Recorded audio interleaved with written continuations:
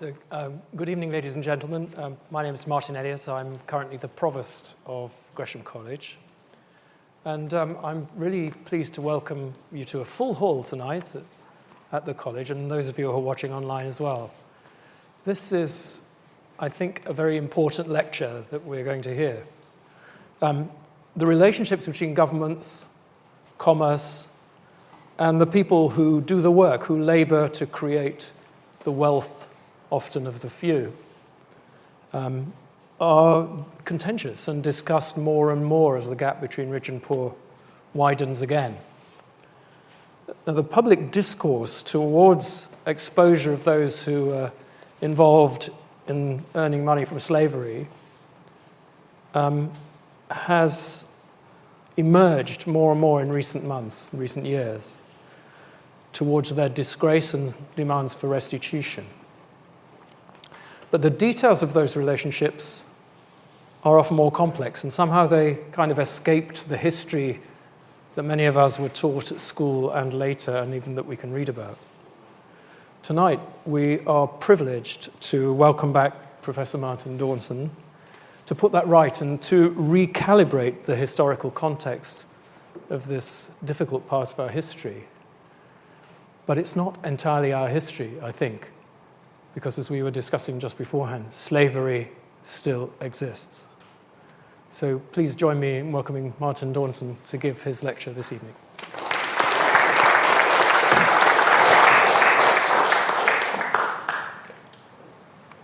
At Dorchester, on the 4th of October 1774, John Gordon, the owner of a slave plantation in Jamaica, died on his way back to the Caribbean.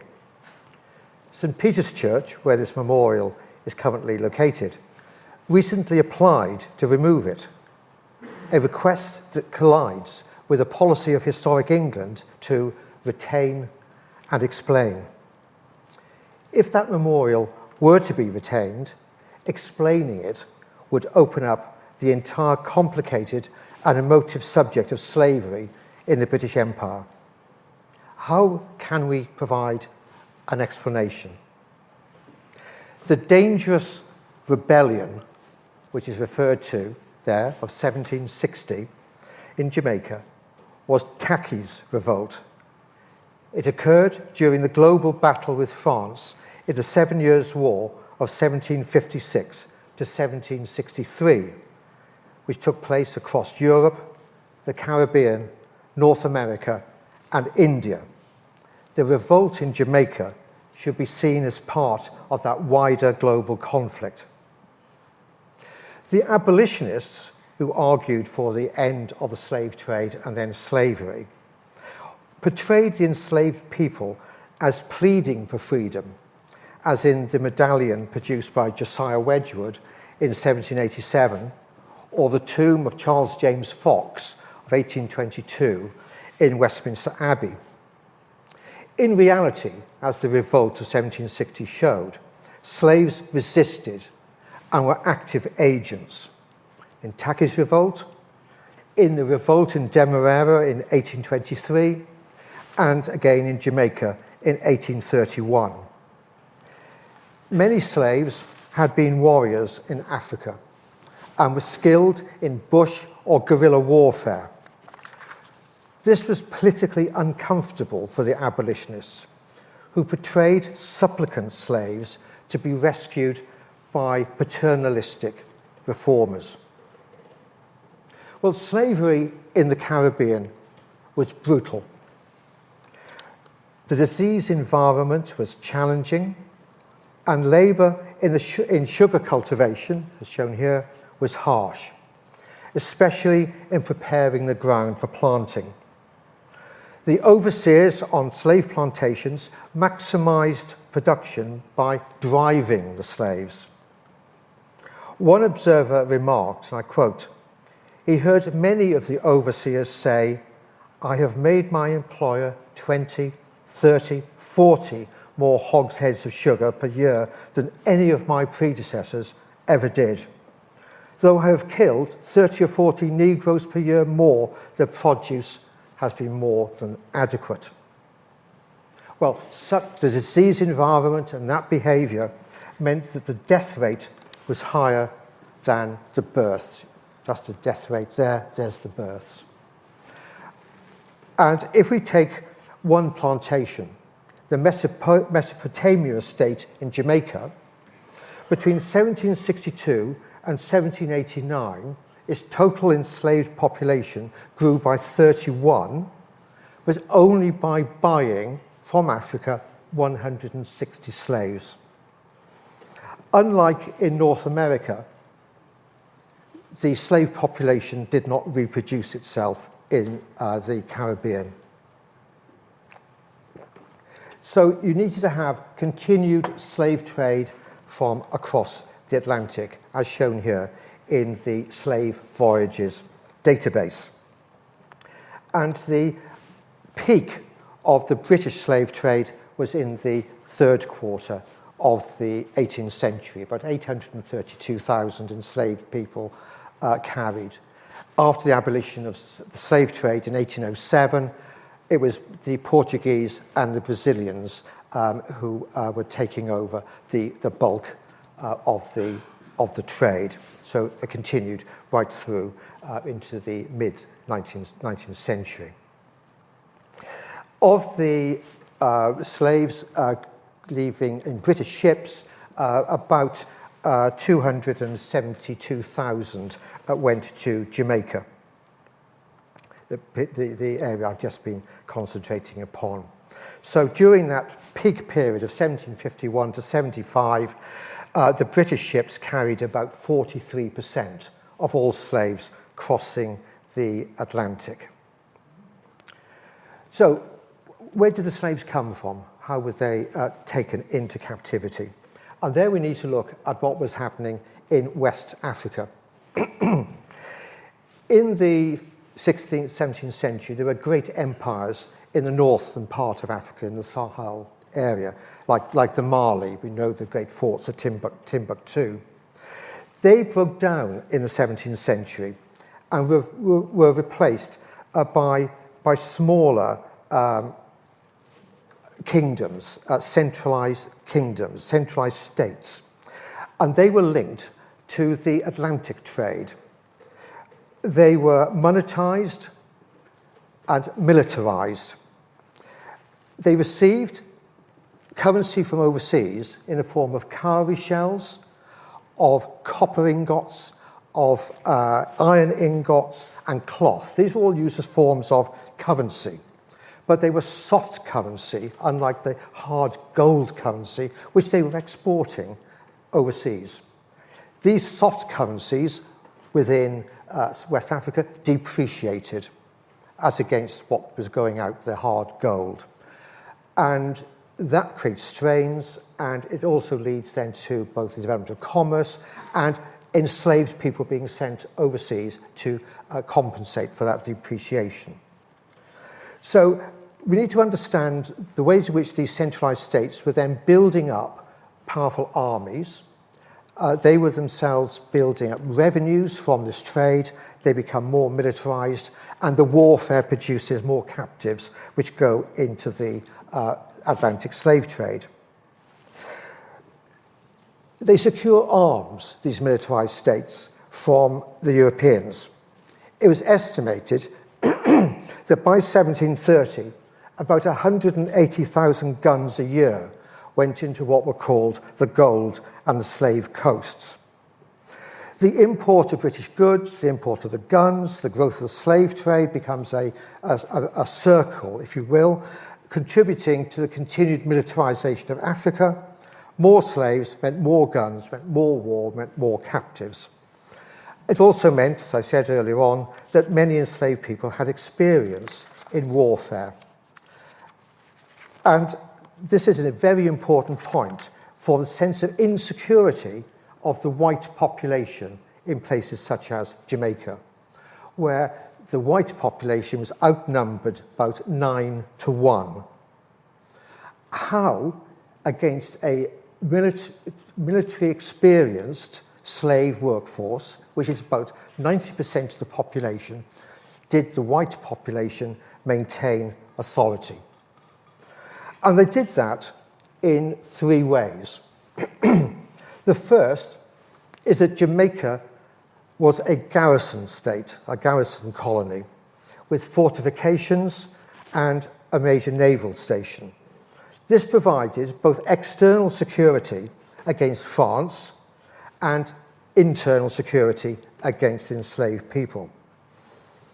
That military and naval presence had to be paid for by the British fiscal military state. That is, an efficient tax system that serviced government debt, and that government debt paid for the navy and successful warfare. The second source of authority, that's one of the warriors I was talking about, were the Maroons. The Maroons were escaped slaves who had gone into the interior of Jamaica, into the mountains. And initially, they posed a major threat to the white settlers, the white planters. There was a war which ended in 1739 with a treaty that legitimized the rights or recognized the rights of the free blacks. In return, and I quote from the treaty, they would use their best endeavors to take, kill, suppress, or destroy rebel slaves and capture and return runaway slaves. That treaty opened up the interior of Jamaica to settlement. And this is the period after 1739 when the island, the white planters, had the maximum influence on imperial policy in London, and the planters had the greatest autonomy to do what they wished within Jamaica. And this period runs up really to the end of the 7 Years' War. But the third way in which the white planters kept authority was by brutality, by a regime of terror. I apologize now for the quotes which are going to follow. The enslaved people, they said, should be treated as a sort of beast and without souls. They had, it was said, as great a propensity to subjection as we have to command. They love slavery as naturally as we do liberty. These assumptions went with a lack of legal constraint.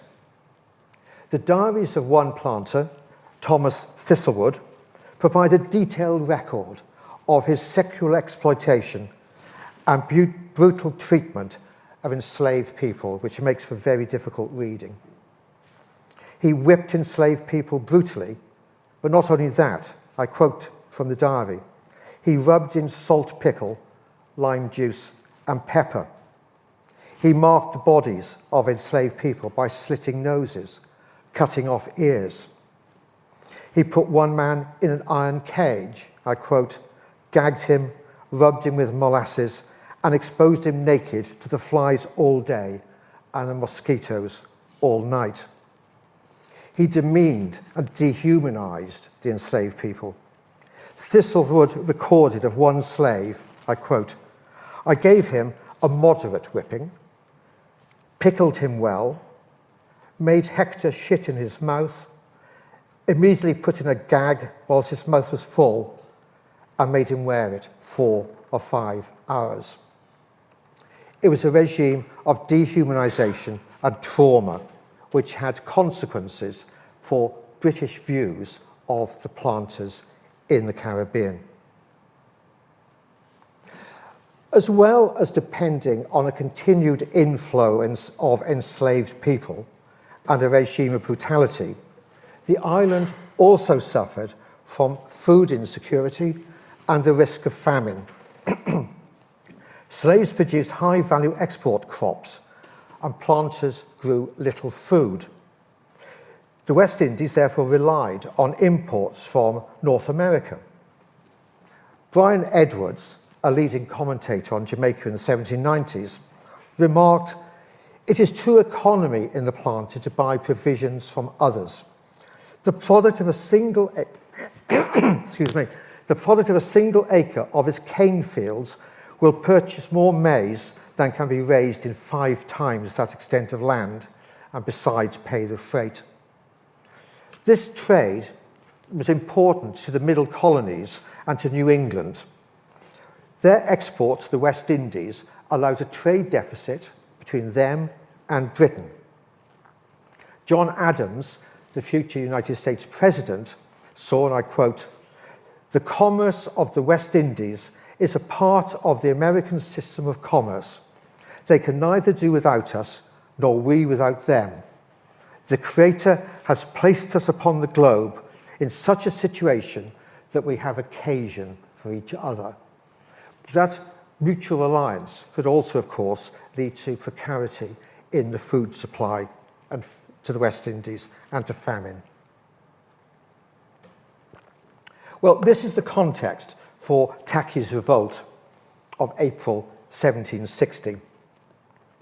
Tacky had probably been a royal official or chief in West Africa.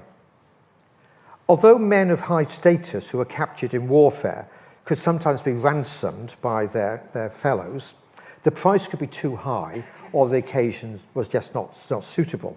So these high officials, experienced warriors, could be enslaved alongside ordinary soldiers. Well, after his revolt, Tacky was shot and killed, and the remaining holdouts negotiated with John Gordon, as on that memorial in Dorchester Parish Church. They surrendered to Gordon, the memorial referred to his humanity, on condition that they would be sent out of Jamaica rather than put to death. Well, others were less lucky. They were put to death. They were made a public example. For example, by being suspended in iron cages and left to dehydrate and starve. One man survived for 9 days, which is viewed not as a sign of the brutality of those who did it to him, but rather of the unfeeling nature of black bodies, of what was called their brutal insensibility.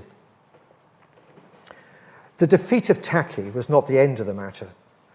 A larger rising followed in May, the Coromantee War, which was led by an enslaved man known as Wager.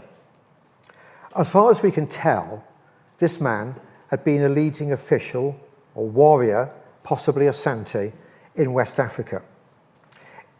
At some point in the 1740s, a Pongo, to give him his African name, was captured and sold to Arthur Forrest, a naval officer who was also a planter owning around 3,000 acres in Jamaica. A Pongo served on Forrest's ship, HMS Wager, for a year, hence its name. Before the ship returned to England, Wager, or Pongo, was discharged and became, like Tacky, a driver in charge of discipline on Forrest's plantation. Forrest returned to Jamaica on naval duties and fought a French squadron in this battle in 1757. He secured a fortune and a landed estate in Berkshire from his naval victories, from seizure of French cargoes, and of course from the slave plantations. The lives of Opongo and Forrest were connected through the global conflicts of the 7 Years' War.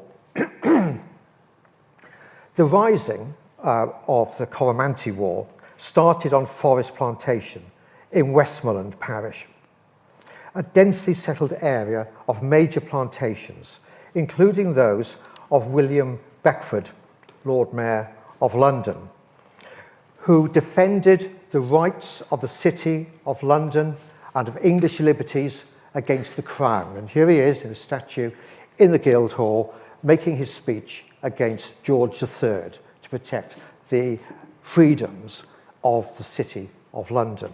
The irony, of course, of being a slave owner was probably lost on him, though not on us. In all, there were around 15,000 slaves in Westmoreland Parish on 60 plantations. It was one of the most profitable areas of the British Empire. The rising there was very difficult to suppress. It was put down by the local militia, by sailors from the fleet, soldiers from the British Army, the Maroons, whom I talked about earlier on, who pursued the rebels using scorched earth tactics and public terror. Apongo was captured, sentenced to be hung in chains for 3 days, taken down and burned alive.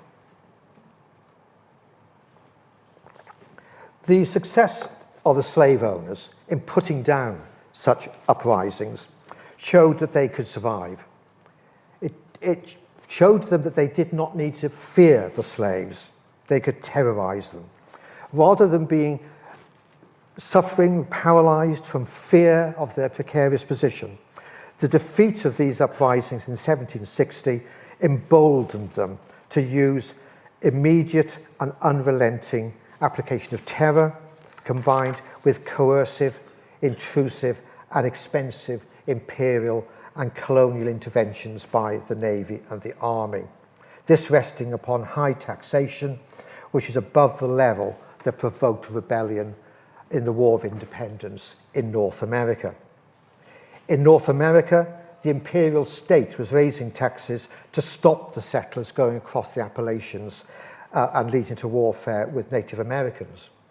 In the West Indies, the imperial state and high taxation helped the planters achieve their security, above all in the victory of Admiral Rodney over the French and Spanish fleets in the Battle of the Saints in April 1782.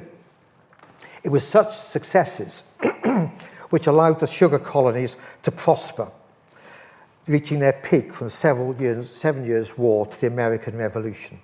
Although they were hit by the disruption of the War of Independence, high profits soon returned from the 1780s through to the abolition of the slave trade in 1807. But whilst they flourished economically, they were also starting to lose political and cultural standing, which declined from the peak in the 7 Years' War.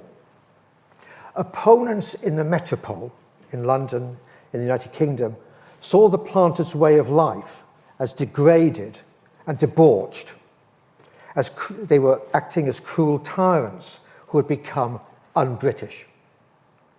Samuel Johnson, on hearing of the death of one planter, raised a glass in a toast. He said, "He will not, whether he is now gone, that is hell, find much difference, I believe, either in the climate or the company." This feeling, the planters had turned Jamaica into a hell on earth, was reflected in two important court cases.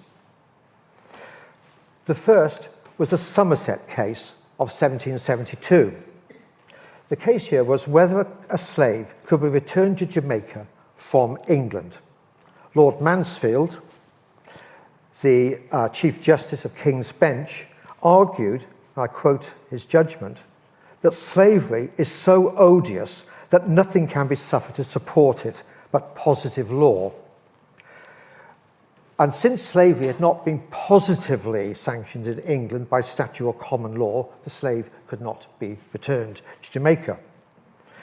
This decision marked a distancing from the West Indies interest. Slavery was an un-English tyrannical innovation that had been invented in the West Indies. And that case was supported in the case of the Zong, the ship the Zong, where in 1781 the crew threw the cargo of Africans overboard to claim insurance money. Mass murder was treated as an insurance case. The action of the crew and the reasoning about whether or not it was justified to throw slave people overboard as if they were cargo exposed the immorality of the whole sordid enterprise, which continued to be used in abolitionist debate, as in this later painting by John Barnard Turner of 1840. So sentiments in the metropole were changing. And the imperial state also wanted more control over what was going on in the colonies. Although they were economically prosperous, they were losing their influence in London They were losing unreserved support. The costs to defend the colonies were rising with the war against revolutionary France and the Napoleonic Empire, and with the Second Maroon War of 1795, when the colonial authorities were breaching the treaty with the Maroons. They rose up, were defeated, were sent to Nova Scotia, from where they moved on to Sierra Leone.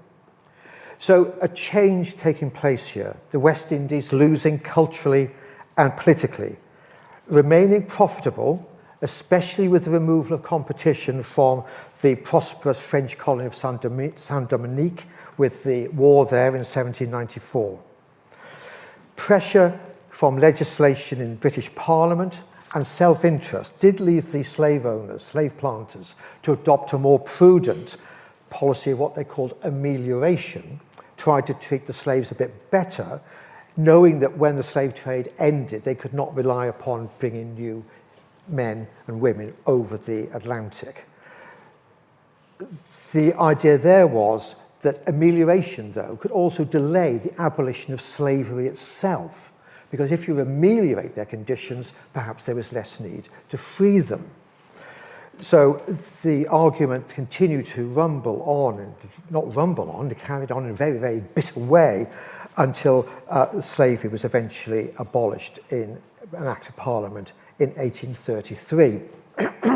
So what have we learned from trying to explain the memorial to John Gordon?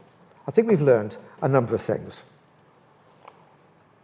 One is the colonies of the West Indies depended upon a constant stream of enslaved people. That's linked with what was happening in West Africa with centralised and militarised states which were dependent upon trade and money. They relied on a trade in food, linking it into the 13 colonies of North America, which allowed them to import goods from Britain.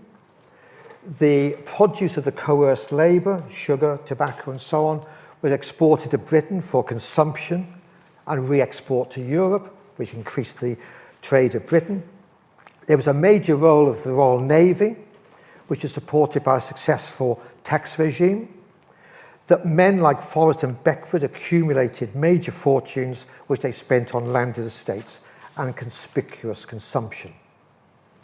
Now, what I want to turn to now is whether or not what I've just outlined explains the British Industrial Revolution. Because this is what is often argued, that it was this world, this brutal world of slavery in the Atlantic economy, which led Britain to become the world's first industrial nation. Now, the argument here that it was important is actually the argument made by the supporters of slavery. The West Indian interests, the slave owners, argued against the abolitionists that their enterprise, their plantations, were vital to British prosperity. As one supporter of slavery asked in 1833, "What is your Bristol, your Liverpool, your Manchester, your Glasgow, if you take from them the West Indian colonies?" The answer, he said, was nothing, worse than nothing, one universal scene of beggary and starvation. It was the abolitionists who argued that slavery was not essential for economic prosperity. In fact, it was a drain. It was less efficient than free labour.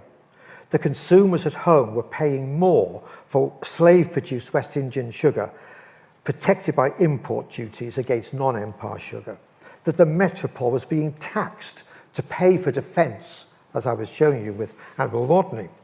Britain would therefore, they argued, be better off without slavery.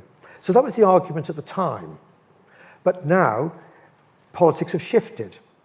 And it's the critics of British imperialism who stressed that slavery was central to the British economic development, a claim that is uncomfortably close to that made by the defenders of slavery.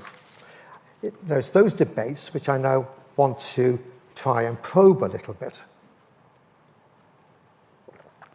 Of course, we should consider slavery and the Atlantic economy, of which it was an integral part in any history of Britain's economic development.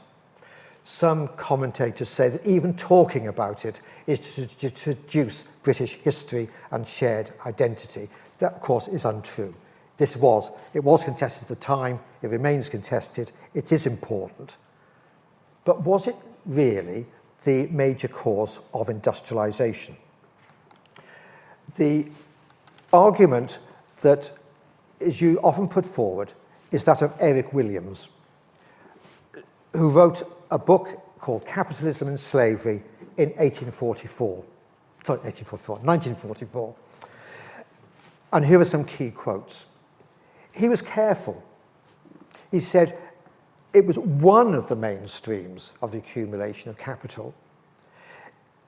The profits provide part of the huge outlay. It must not be inferred that the triangular trade between Britain, Africa, and the Caribbean and back was solely responsible. But then he also says it was only the capital accumulation of Liverpool which called the population of Lancashire into existence. So, which did he mean? Apologies, I have something in my throat today. So this is the debate. How large a part was it? If it was only one stream, how large a stream? The book provides lots of evidence of people making money from slavery, engaged in different trade.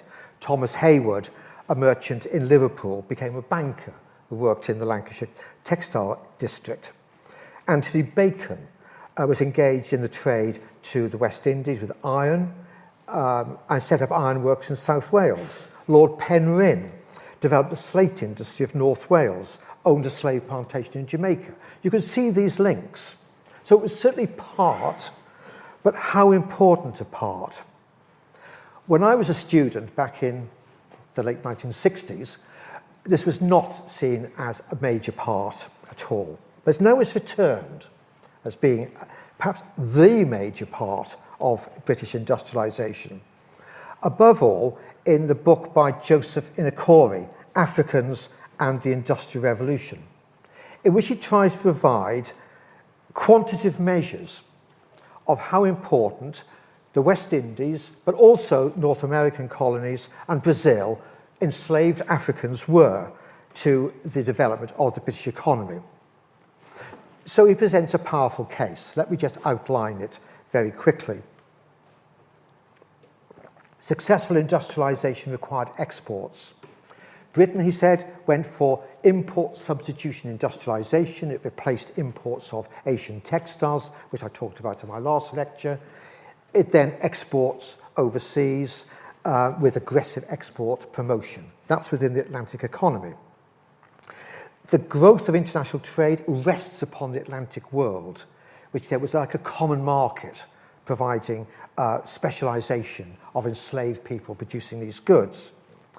He argues that it was Africans in the New World who provided most of the commodities being sent overseas to Europe. They produced 82.5% of all the exports from the Americas, he says, in the 1760s and 870s. He said it was African people fueled this whole trade, that these commodities went to the metropole for re-export. They lead to the development of European trade. The merchants, the farmers of North America prospered on this basis. It leads to the growth of shipbuilding and shipping. It leads to the growth of the financial service sector. It leads to the development of the West Indian docks in London, for example, and to the Lloyd's marine insurance industry, where he claims that about 60% of all of the premiums issued there, insurance certificates issued there, came from this trade. Imported raw materials supplied the goods for British industrialisation. He says that British industrial regions were integrated with their export markets and their source of raw materials externally, they were not integrated internally within Britain. Slave-produced commodities produced new tastes, led to development of consumer culture within Britain. It then links up into Asia, because bullion being earned within this trade then bought the goods from Asia, the textiles, the tea, and so on. So the whole thing, the whole development of the British economy revolves around this slave-based Atlantic economy.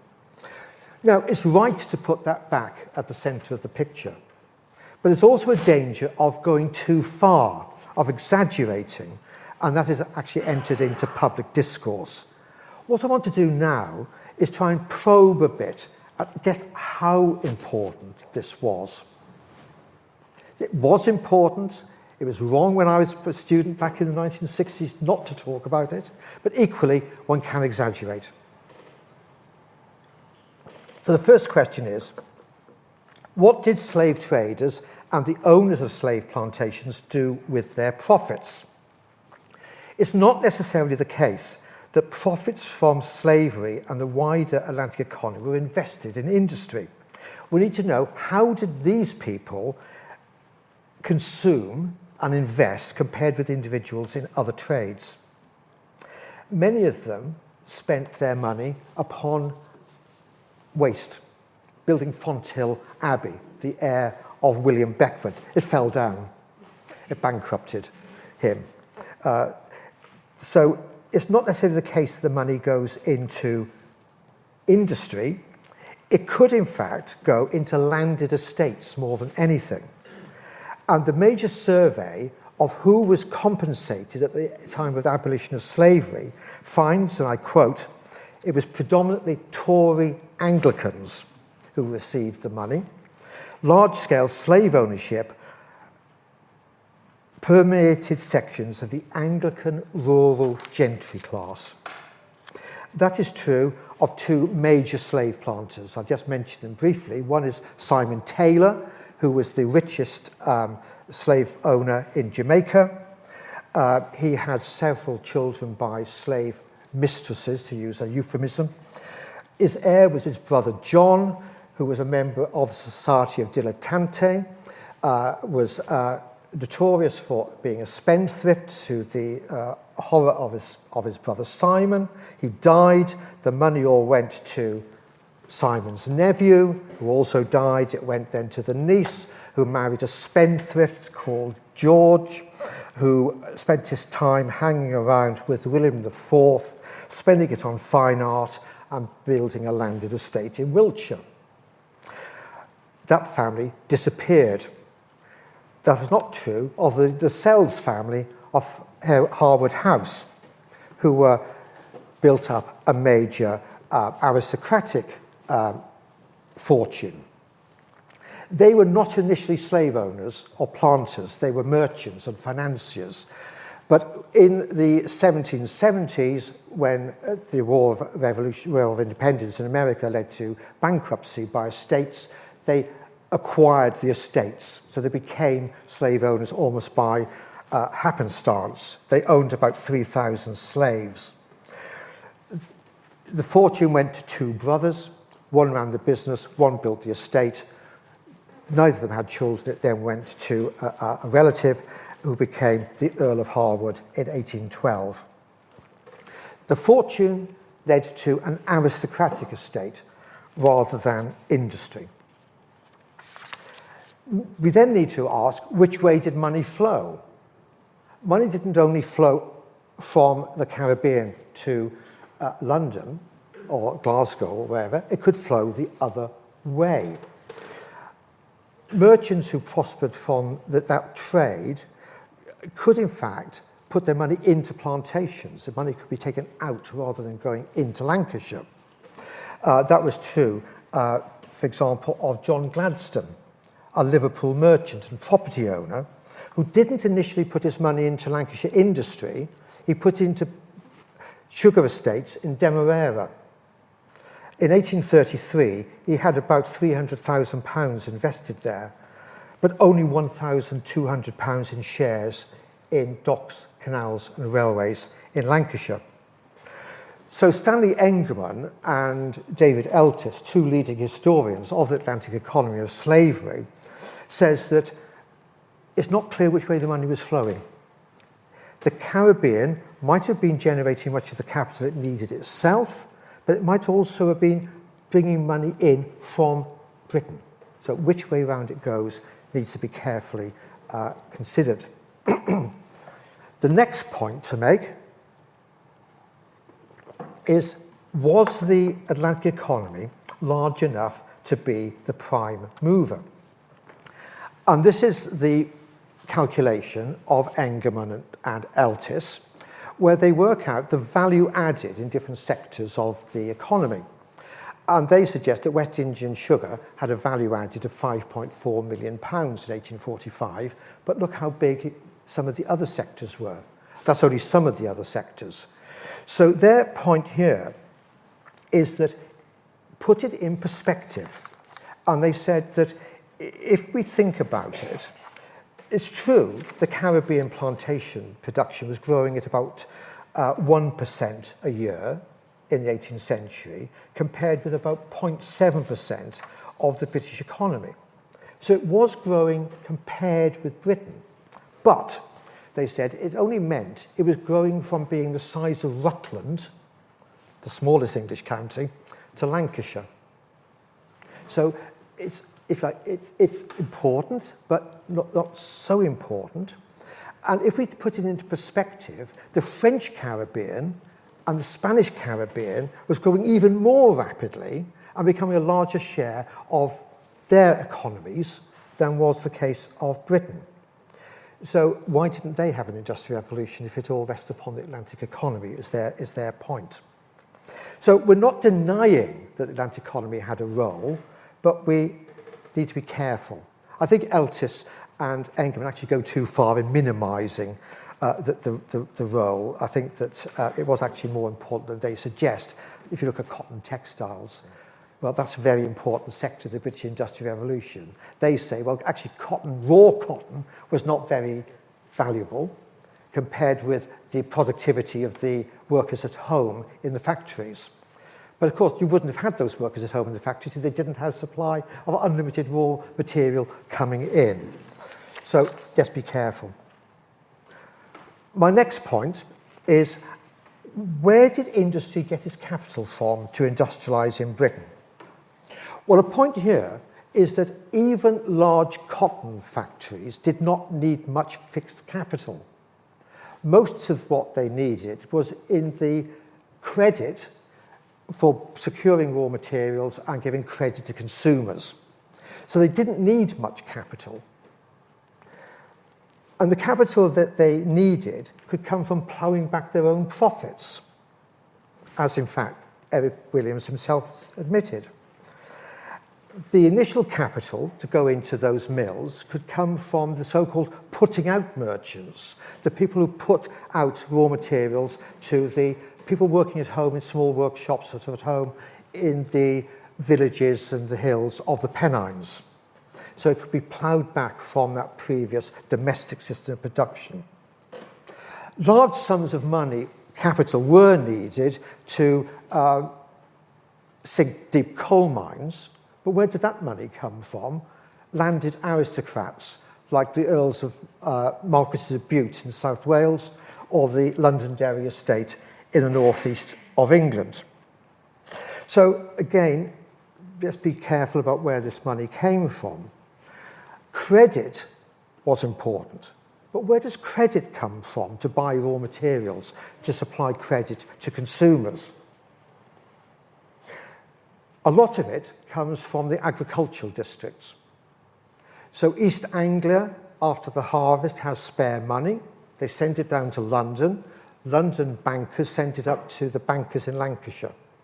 So it could be this recycling of credit within Britain as well as coming across the Caribbean. And my next point is to ask whether or not the industrial regions were, as Inekori suggested, more integrated with colonial markets than they were internally. Well, I think, in fact, that is already indicated by what I've just said. Markets were integrated internally within Britain, as in that cycle of credit from Lancashire. In fact, what is striking about Britain, compared with many European countries, is how integrated it did become from the late 17th century with a single market, where you could trace how it is integrated by the movement of prices, say, for grain and wheat. And my next, and you'll be delighted to hear, final point about arguing how important this Atlantic economy was, is to look at the fiscal military state. In Spain and Portugal, the state revenues from Latin America paid for European warfare, which diminished economic potential. So it doesn't think that it leads to economic growth. The British state did not rely largely upon revenues coming from overseas. It relied upon a powerful internal domestic tax state. And that internal domestic tax state was just very successful. Britain did not default on any loan in the whole of the 18th century. The French defaulted nearly every year in the 18th century. So it was how you structured these things internally in creating a legitimate tax regime is very important. Now, I want to link that point to why slavery was then abolished. In 1833, Parliament voted to abolish slavery in the British Empire, but not in India, and as yet not banning British involvement in slavery elsewhere in the world. The point I would make here is that it's not slavery which was the issue here, which is becoming really what's causing the downfall. It's the monopoly of West Indian sugar. It's should you be protecting one interest against another, which is putting costs upon British consumers. That links in with an attack upon the fiscal state having suddenly lost its legitimacy. After the Napoleonic Wars, landowners are escaping taxation, but they're being given subsidies for their corn production. That's falling upon the workers, it's falling upon industry. It's part of that internal debate is then leading to a threat to the West Indian interest. To Williams, the slave trade ended because it was incompatible with industrial capitalism. No, don't think it was. He himself admits that. Slavery continues to be used by British industrialists. So I think what's going on here is partly humanitarianism. There's a big uprising in 1831, led by the Baptists, who looks as if they are attacking Christianity, the slave owners. So there's a change in perception here. So humanitarianism, but also I'm suggesting above all the politics of the West Indian interest. So you want to try and create a stable system. Now you've got urbanized industrialist workers, you need to show that those workers can share in the benefits of trade. And you do that by removing the monopoly power of the West Indian interest. Industrialists themselves continue to rely or use slavery. They owned this copper mine in Cuba. So the production of copper was very important. This is currency being sent to West Africa, being used in the sugar industry there in the West Indies. And the copper smelters of Swansea own this slave-run copper mine in Cuba, even after the abolition of slavery in Britain. Even when the British were not allowed to own slaves, they get around it by hiring slaves. In return for abolition, slave owners were compensated by up to £20 million, equivalent to about 5% of the British GDP. The slaves were not compensated. Now, the question then is, what happens to that money? Well, a lot of that money went into landed estates, as I've just been suggesting. It's often said it went into industrialisation. Well, to some extent it did. Here's John Gladstone, and he put in 1843 a lot of money into shares, quite a bit of which went into railways. But it wasn't only that. You could also go into land ownership. In fact, some of bankers in Birmingham, to take one example, feared that by raising a loan to provide compensation, it was taking money away from industrialisation. And in fact, a lot of that money went overseas. A lot of it went overseas, of course, into slave-produced cotton, railways in the American South or into Brazil. And then finally, I would like to ask, what happens to West Africa in all of this? What was the impact of abolition in Africa? I think there's already tensions occurring before the abolition of the slave trade in 1807. These centralised states I talked about, were building up warrior aristocracies. They capture people in the warfare and they sell them overseas, partly to compensate for the depreciation of their soft currency. They're losing contact with the people within their own societies, within their own states. They're seen as being parasitical. They're seen as a threat to people who would be enslaved.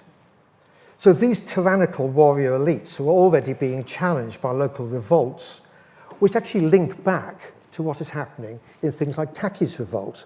There are movements across the Atlantic. And notice the Maroons end up in Sierra Leone.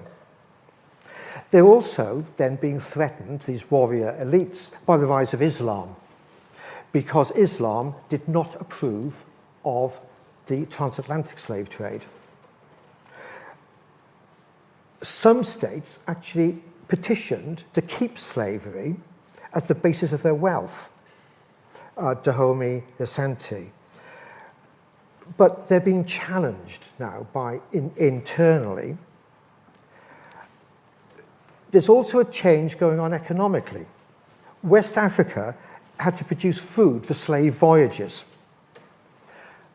So there's the basis already there for a different economic basis of producing crops. And with the rise of Islam, which didn't approve of transatlantic chattel slavery, you have the growth of coerced internal slavery, coerced labour, growing things like palm oil and groundnuts, peanuts. The abolitionists hoped that by ending slavery, they would create so-called legitimate trade based upon free peasant labour. In fact, what happened was the growth of plantation agriculture on the basis of coerced labour internally.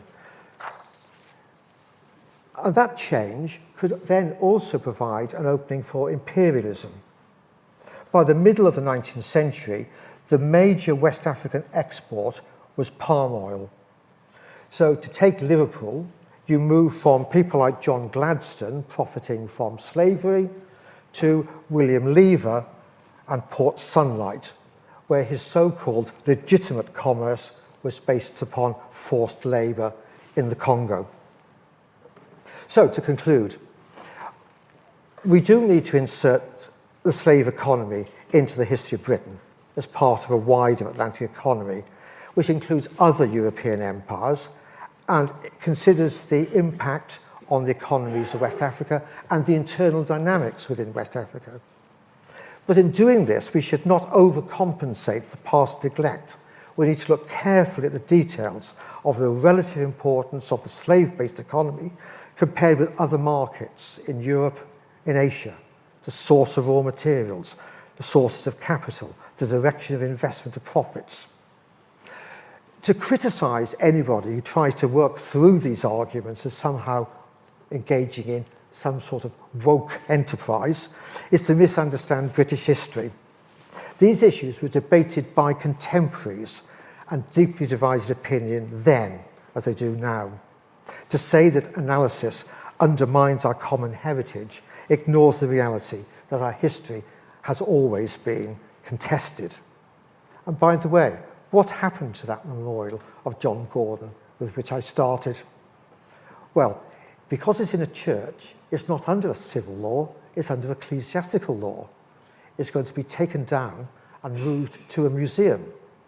Unlike William Beckford, where the Common Council decided he will stay there with a plaque to provide an explanation.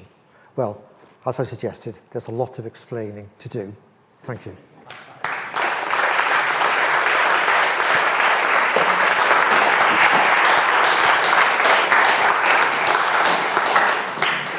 Thank you very much indeed. That was a wonderful lecture.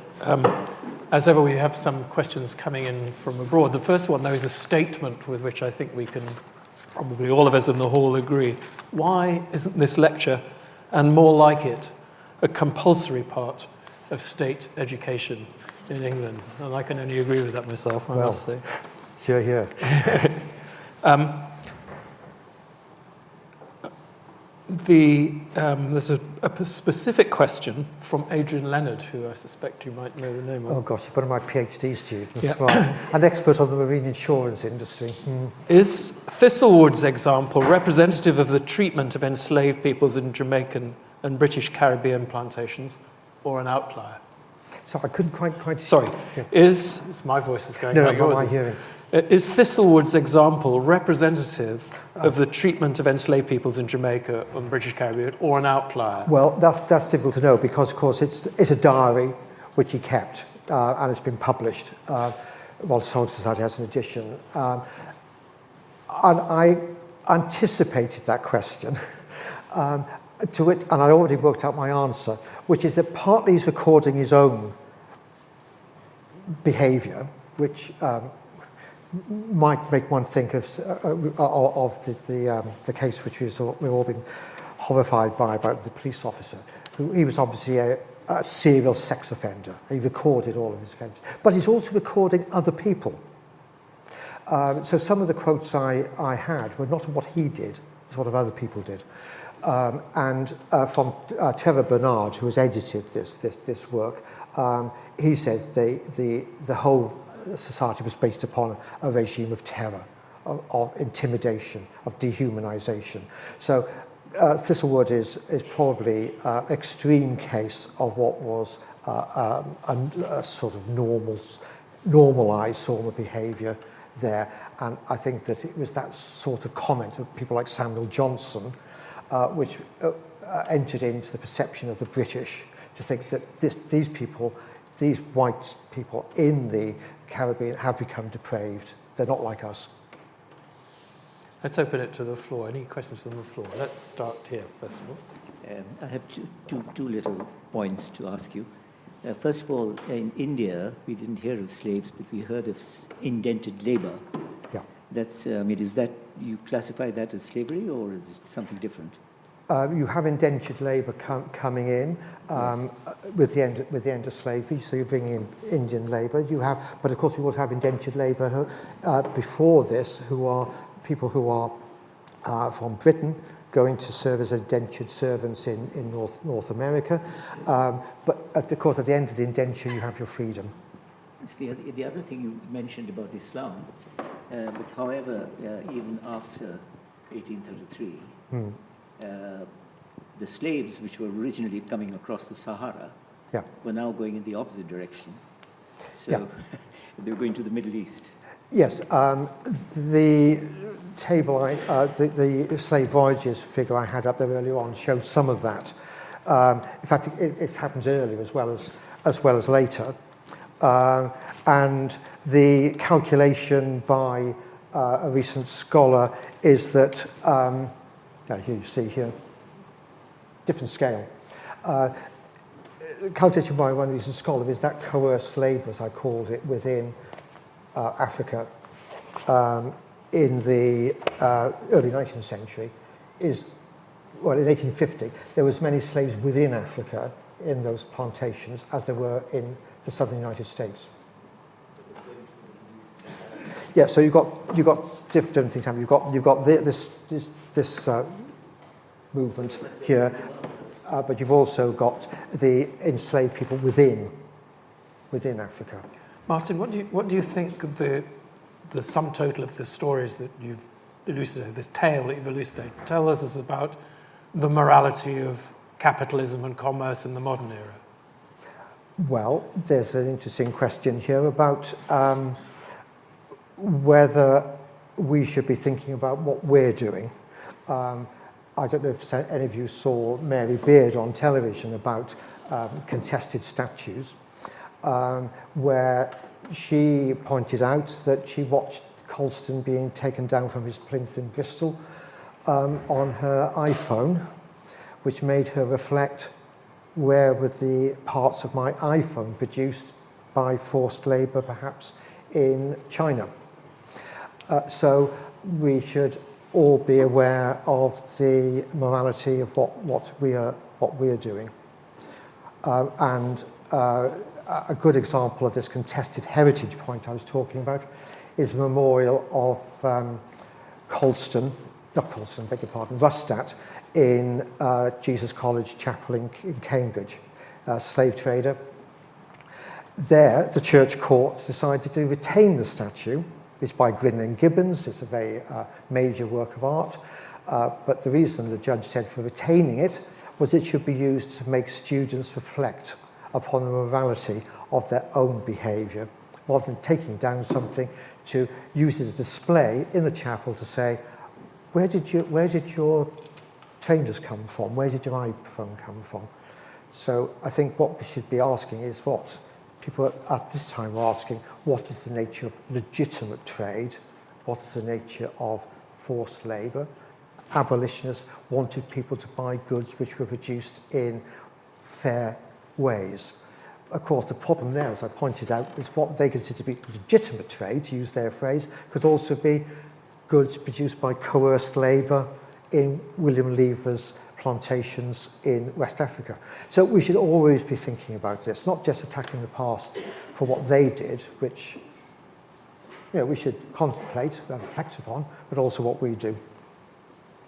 So, one more question here. We've just got time, I think, for your question, and then we must stop. Thank you. I had a question. So I found it really interesting how a lot of those people who own slaves then put it into estates and land and essentially power. Yeah. How much do you think slavery has influenced the wealth and power of people that we have today, especially the Tories that you... Well, yes, I wouldn't possibly make a party political comment now, would I? It is a very interesting area. You may notice that I think it was in the Observer on Sunday, the Trevelyan family has apologised for slavery. They were horrified to discover that they owned slaves. You only had to look it up in this slave database that I referred to. They were leading liberals at the time. John Gladstone's son was William Gladstone, a great hero of liberals. So should his statue be taken down because he was a slave owner? Well, I think what one might say there is that he himself realised later in life that he was wrong, actually, in 1833 to stand up and attack the bill to abolish slavery. So I think that there's interesting questions here about where fortunes come from. The cells have apologised also for slavery. Is apologising enough? The Church of England has just had a report on its involvement in slavery. They've tried to calculate how much that was worth, and they're giving back £10 million. But you think £10 million? Is that enough? To whom does one give it? So you have Hilary Beckles, the great historian, Vice Chancellor of the University of the West Indies, I think he's arguing more, you can't find out the individuals who should be compensated by these people you talk about, but you should perhaps think that why are certain societies in the Caribbean now poor? it might be because of the way this brutality was carried on, and it goes on after the abolition of slavery, which I'll be talking about in my next lecture, plug. Perhaps the money should go into healthcare and into primary education to provide some sort of compensation in that. So I think that if our politicians, some of whom might have derived their money from these enterprises, and the Church of England and Cambridge University and Oxford University should reflect upon this and think it through. Well, I think what we've heard tonight, as usual, is a triumphant presentation. Thank you very much, Martin, but also a real stimulus to the importance of education in general for all of us to behave better in our lives. Thank you very much indeed, Martin.